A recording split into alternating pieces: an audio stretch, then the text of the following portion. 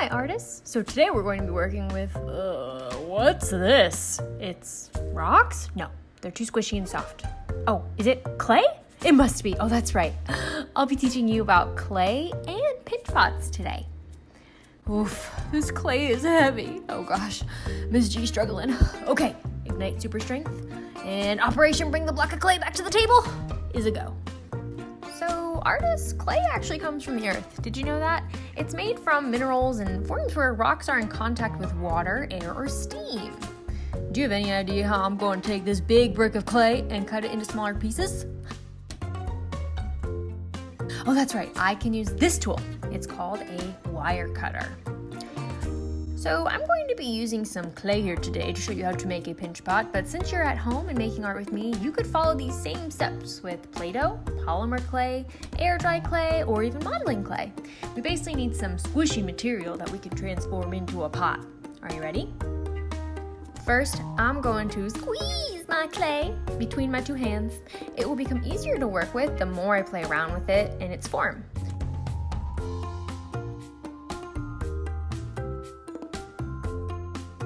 Next, I'll begin to roll it into a ball. I can either roll it into a ball on my table by moving it in a circular motion,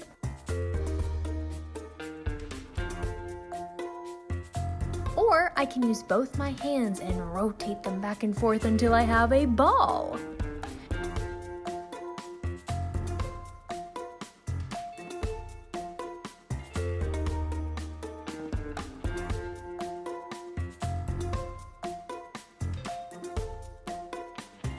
Once you have a ball in your clay that you have at home, you'll need to use your thumb. You'll want to stick your thumb in the middle of your ball to create a hole. Be careful not to go all the way to the bottom of your ball though.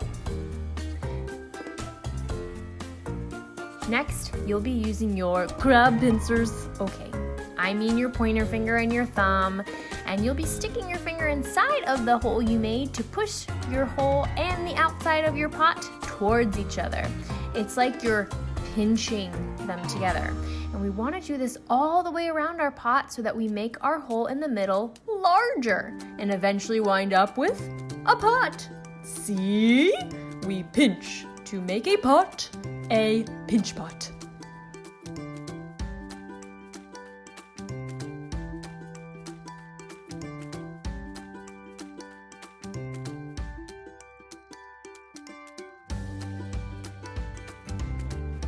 Now, since I'm working with clay here, I can sometimes get spots that dry out or crack, and I can fix that by using water to spray on those cracks and rub them out with my finger.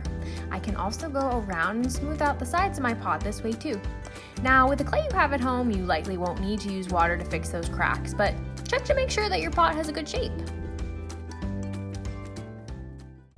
Now that we have a wonderful pinch pot as our base, let's go ahead and talk about how to turn it into a cupcake wrapper. Now I'm going to be showing you here with a side of a popsicle stick. You can also go ahead and grab a toothpick and you could draw your lines as well, but let me show you what is so cool about the popsicle stick. I can take just the side of it and push in to my pot. Now not too hard, I definitely don't want to break my pot going all the way through, but check out how I can push in and now it creates this really awesome texture of vertical lines, and they're so deep that they really do look like a cupcake wrapper, right? So no matter what you are using, go ahead and make your vertical lines all the way around your pot for your cupcake wrapper.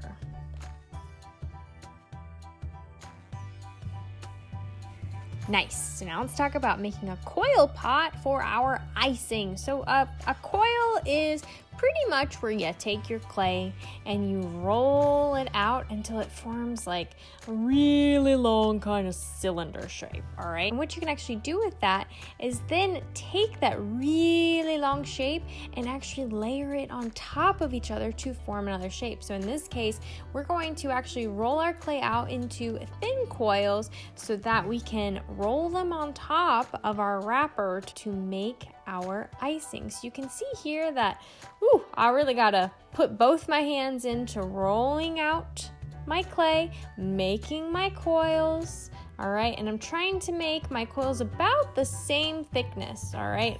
all the way from the top to the bottom, and you'll definitely need a good chunk of coils, so make sure you roll it out. Make sure you're working on an area that has enough space for you to make some really long coils.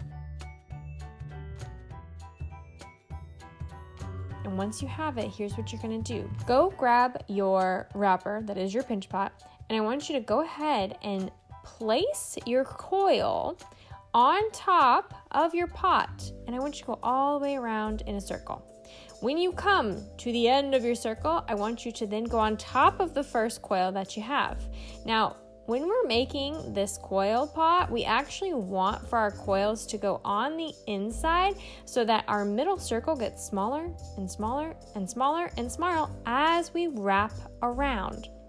So you're going to take your coil, and every time that you go in a circle and you get on top of the coil you just went and you did, you're making that circle smaller.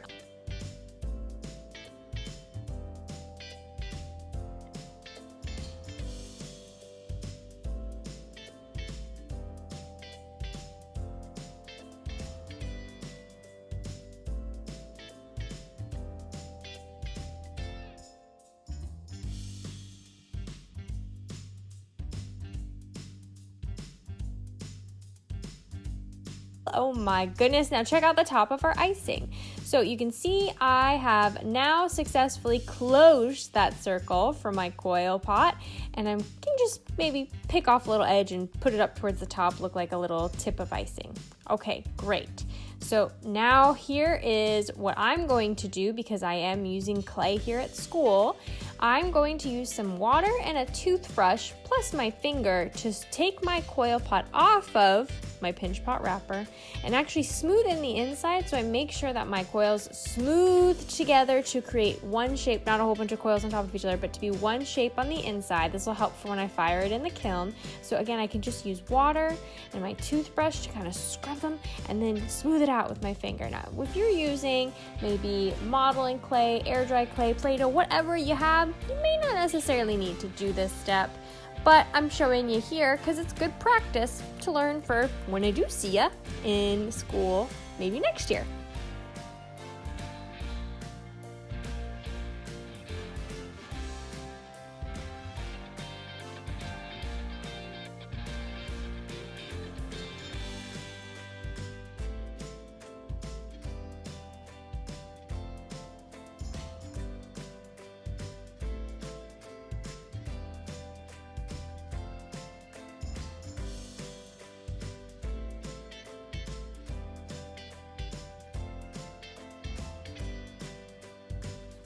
Last, we gotta add some toppings to our coil pot icing. Okay, so I'm gonna show you again how I'm gonna roll out a coil here, okay? And I'm gonna make this one again pretty thin.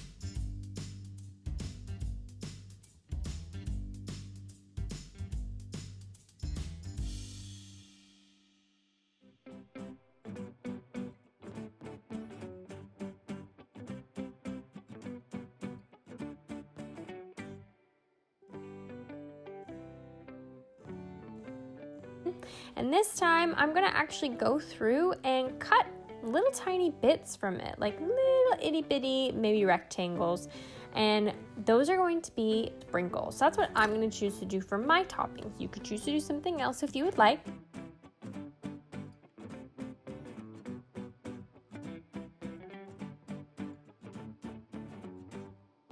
I'm also going to take a little ball here, and then I'm going to pinch the top and sort of twist it to make a little cherry with the stem on top. Now, this is really important for when you're using clay here again at school. You may not necessarily need to do this when you're at home, but in order to attach things like my sprinkles or my cherry to my cupcake, I need to do what we call slipping and scoring, which is essentially taking our brush and our water and scratching on our cherry or whatever topping and onto our cupcake, the area that we are adhering that little topping to.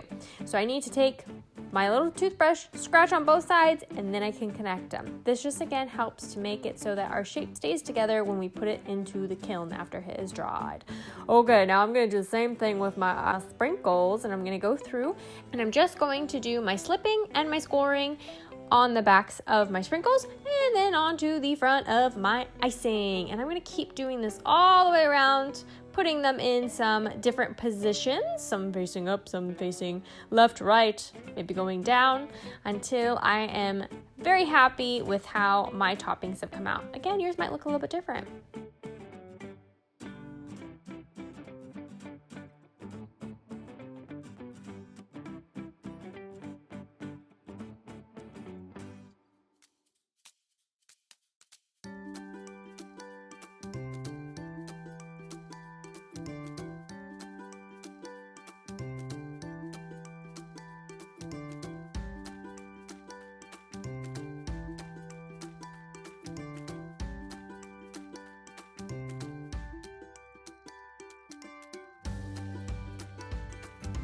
All right, artists. Now, once you are finished adding your toppings, go ahead. Maybe you need to set yours off to dry for a little bit, like I'm going to do. Now, if you're like me and you are not using colors, maybe you are just using a plain old color, or maybe you only have one color with you, don't worry. Next week, I'll talk to you guys about adding color to our cupcakes if we don't already have them. All right, artists, can't wait to see what these look like. See you next time.